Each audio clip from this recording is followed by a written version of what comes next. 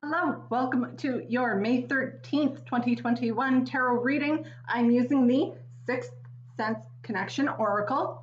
Yes, that is a mouthful and a tongue twister. So let's start getting our messages from the Oracle deck. Now today we may be feeling a lot more like we're in outer space, maybe a little foggy, and a whole lot daydreamy. We have Jupiter has entered into Pisces. It started to move in yesterday, and with that is going to bring in a lot more of a dreamy type effect into the next little while, at least while Jupiter stays retrograde, and it will be going retrograde in June. And when it does go retrograde, it will dip back into the sign of Aquarius. Oh, okay, I am liking these cards. We will see. Okay, let's see what else comes out. There we go. This deck often likes to talk. Okay, we may just have an oracle reading today. I'm going to leave it there for now, simply because we do have a number of cards. Bottom of the deck, we do have the Justice card. So this is karma playing out. This is a lot more balance and karma coming into things, but it's on the bottom of the deck. Now, okay. I think I'm just going to run through these cards. So the first one that we have is caution. Use some caution. There is some potential shady energy coming in with this card, and it could have to do with the fact that you need to cut some cords. Now, we did see the 10 of Wands yesterday with the transmute card. So cutting those cords may be those burdens that you need to release. Well, here's the power of a sword to help you cut those ties that no longer serve you. Now, this new moon in Taurus also does talk about cutting cords and things that no longer serve. There's your confirmation. Use some caution. And it's not necessarily just when you are cutting cords. You don't want to cut cords all willy-nilly and then kind of regret it later. But also use caution. You don't want to just slice other people's hearts open when you cut these cords, because cutting cords is also a very metaphysical type wording, and it is cutting those cords to past events or past things. It doesn't always talk about past people or present people even. Now, if you do have people in your present that are maybe not in your highest good, they don't help you. They might be the energy vampires. They might be the soul-sucking type. Those are the ones that you want to cut free and release. Let them go. Do so with a little bit of caution, because you know what it's like to have somebody just abruptly leave your life without explanation. And you can do that. That is absolutely, if that is what you have to do, then that is what you have to do. But just remember, with the Justice card, there's a bit of karma at play here. So it goes around, comes around. Just looking at a couple of cards, there's the angels. Chances are we will see things in winter once all of this is played out. Once we get to winter, that's when we will have all of our answers with us.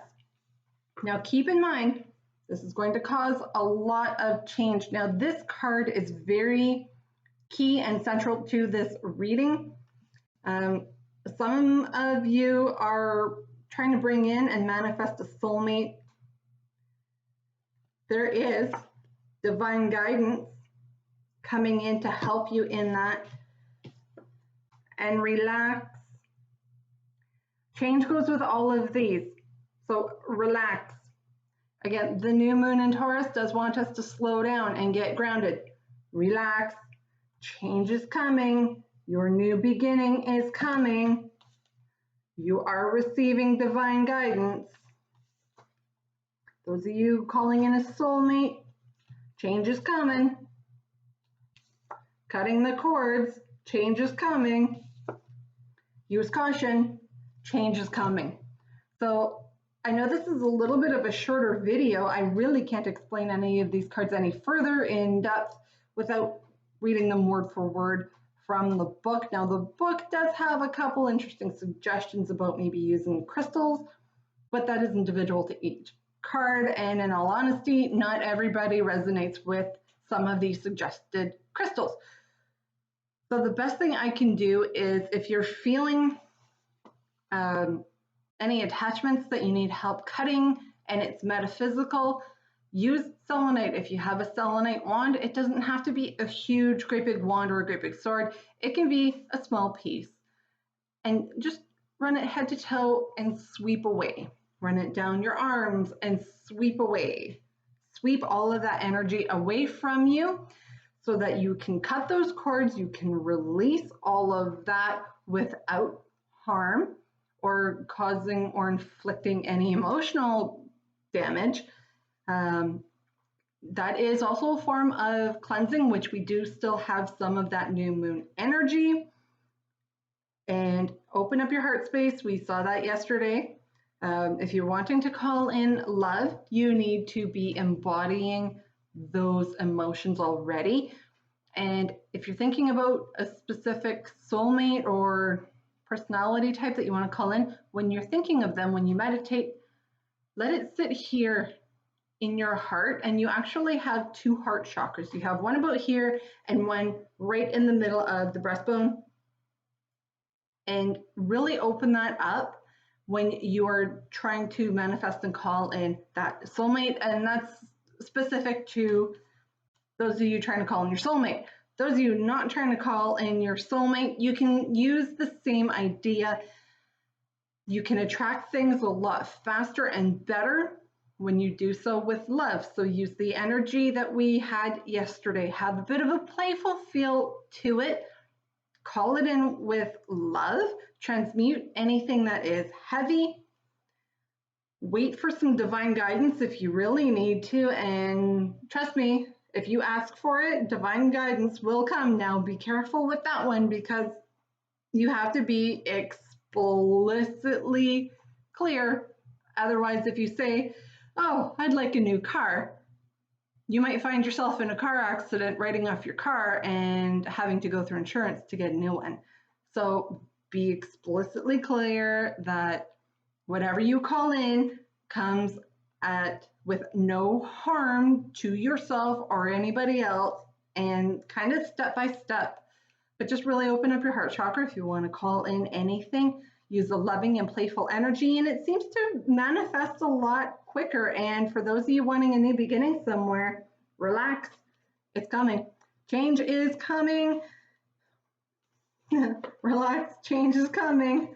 I can't get any more clear, and some of this change just may be your shift in karma. So I'm going to leave it here, and I'll talk to you tomorrow.